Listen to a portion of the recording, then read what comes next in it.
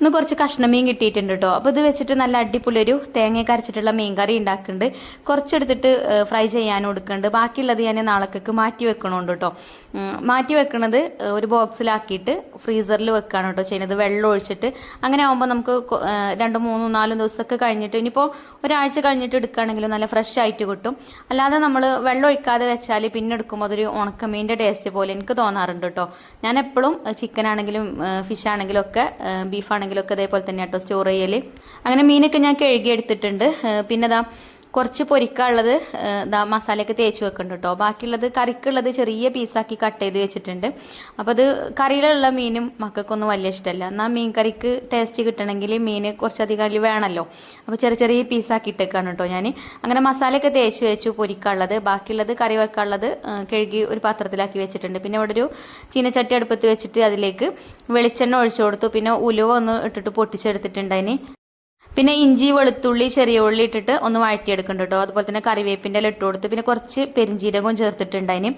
ഇനി ഇത് അതിലേക്ക് വേണ്ട മസാലപ്പൊടികൾ ചേർത്ത് കൊടുക്കുകയാണ്. അപ്പോൾ ഞാനിവിടെ മുളക് പൊടിയും മഞ്ഞൾപ്പൊടിയും മല്ലിപ്പൊടിയാണ് കേട്ടോ ചേർക്കുന്നത്. ഉലുവ നമ്മൾ എണ്ണയ്ക്ക് ഇട്ട് കൊടുത്തോണ്ട് ഉലുവാപ്പൊടി ചേർക്കണില്ല. ഉലുവപ്പൊടി ചേർത്താലും നല്ല ടേസ്റ്റാണ്. അങ്ങനെ മല്ലിപ്പൊടിയൊക്കെ ചേർത്തതാ നല്ല രീതിയിൽ തന്നെ ഒന്ന് വഴറ്റിയെടുത്തിട്ടുണ്ട്. തീ ഞാൻ കുറച്ച് കൊടുത്തിട്ടുണ്ട് കേട്ടോ.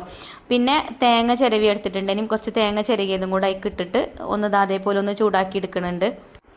അപ്പോൾ ചീനച്ചട്ടി നല്ല കട്ടിയുള്ളതായതുകൊണ്ട് ഞാൻ ഫ്ലെയിം ഓഫാക്കി കൊടുത്തിട്ടോ. എന്നിട്ട് കുറച്ച് നേരം അതിലിട്ടിട്ട് ഒന്ന് മിക്സ് ചെയ്തെടുത്തു. അപ്പോൾ അത് ആ തേങ്ങയൊക്കെ ഇപ്പോൾ നല്ലോണം വറവായിട്ടുണ്ട്. നല്ലോണം അങ്ങോട്ട് കളർ മാറി വരുമൊന്നും വേണ്ട, ജസ്റ്റ് ഒന്ന് കളർ മാറി കിട്ടിയാൽ മതി കേട്ടോ. അപ്പോൾ ഞാനത് മിക്സിൻ്റെ ജാറിലിട്ടിട്ട് ഒന്ന് അരച്ചെടുക്കുന്നുണ്ട്. ചൂടാറിയതിന് ശേഷം അരച്ചെടുക്കുക, അല്ലെങ്കിൽ ജാറ് കേടാവും. പിന്നെ അതാ ഒരു മൺചട്ടി അടുപ്പത്ത് വെച്ചിട്ട് അതിലേക്ക് ഒരു സ്പൂൺ വെളിച്ചെണ്ണ ഒഴിച്ചു കൊടുത്തു. പിന്നെ ഒരു നുള്ള് ഉലുവ ഇട്ട് കൊടുത്തിട്ടുണ്ട്. അതുപോലെ തന്നെ ഒരു തക്കാളി കട്ട് ചെയ്തത് ഇട്ടിട്ട് ഒന്ന് വഴറ്റിയെടുക്കുന്നുണ്ട്. തക്കാളി നല്ലോണം ഇങ്ങോട്ട് വഴറ്റിയെടുക്കേണ്ട ആവശ്യമില്ല, ജസ്റ്റ് ആ എണ്ണയിലിട്ടിട്ട് ഒന്ന് വഴറ്റിയെടുത്താൽ മതി കേട്ടോ. പിന്നെ അതുപോലെ തന്നെ ഒരു 2 പച്ചമുളക് കട്ട് ചെയ്തിട്ട് അതും ഇട്ട് കൊടുത്തിട്ട് ഒന്ന് വഴറ്റിയെടുത്തു. കുറച്ച് കറിവേപ്പിൻ്റെ ഇല ഇട്ട് കൊടുത്തു. പിന്നെ ഫ്രൈ ചെയ്യാൻ എടുത്ത മീനിൽ മസാല തേച്ചത് കുറച്ച് ബാലൻസ് ഉണ്ട്, അതും അതിലേക്ക് ചേർത്ത് കൊടുത്തു കേട്ടോ. എന്നിട്ടൊന്ന് വഴറ്റി കൊടുത്തതിന് ശേഷം നമ്മളിപ്പോൾ തേങ്ങ അരച്ച് വെച്ചല്ലോ, അരപ്പ് കറിക്ക് ഒഴിച്ചു കൊടുത്തു. ഇനി ഇതാ കൊടുമ്പുളിയാണ് ഞാൻ എടുത്തിട്ടുള്ളത്, അത് വെള്ളത്തിലിട്ട് വെച്ചിട്ടുണ്ടെങ്കിലും അതും ഇട്ട് കൊടുത്തു. പിന്നെ ചെറിയ പീസാക്കി കട്ട് ചെയ്ത് വെച്ച മീൻ കഷ്ണങ്ങളും അതിലേക്ക് ചേർത്ത് കൊടുത്തിട്ടോ. ഇനി ഉപ്പൊക്കെ നോക്കിയിട്ട് വേണമെന്നുണ്ടെങ്കിൽ ചേർത്ത് കൊടുക്കുക. ഞാൻ ഉപ്പിട്ടിട്ടുണ്ടെങ്കിൽ വീഡിയോയിൽ കണ്ടിട്ടുണ്ടോ അല്ലേന്ന് അറിയില്ല. അങ്ങനെ അടച്ച് വെച്ചിട്ട് വേവിച്ചെടുക്കാം. അപ്പോൾ അപ്പുറത്തെ അടുപ്പത്ത് നമുക്ക് ഫ്രൈ ചെയ്യാനുള്ള മീനും ഞാൻ ഫ്രൈ ചെയ്യാൻ വെച്ചിട്ടുണ്ടെങ്കിൽ അങ്ങനെ മീനൊക്കെ വെന്തിട്ടുണ്ട്.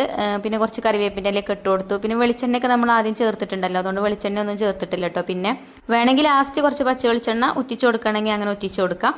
അങ്ങനെ നമ്മളെ മീൻ കറിയും അതേപോലെ മീൻ ഫ്രൈ ചെയ്തതും ഒക്കെ ആയിട്ടുണ്ട്. അപ്പോൾ ഞാൻ കുറച്ച് ചോറ് ഒരു വാഴൻ്റെ ഇലയിൽ വിളമ്പിയിട്ടുണ്ട്. അങ്ങനെ ഒക്കെ കൂടെ കൂട്ടി കുഴച്ച് കഴിച്ചപ്പോൾ ഉണ്ടല്ലോ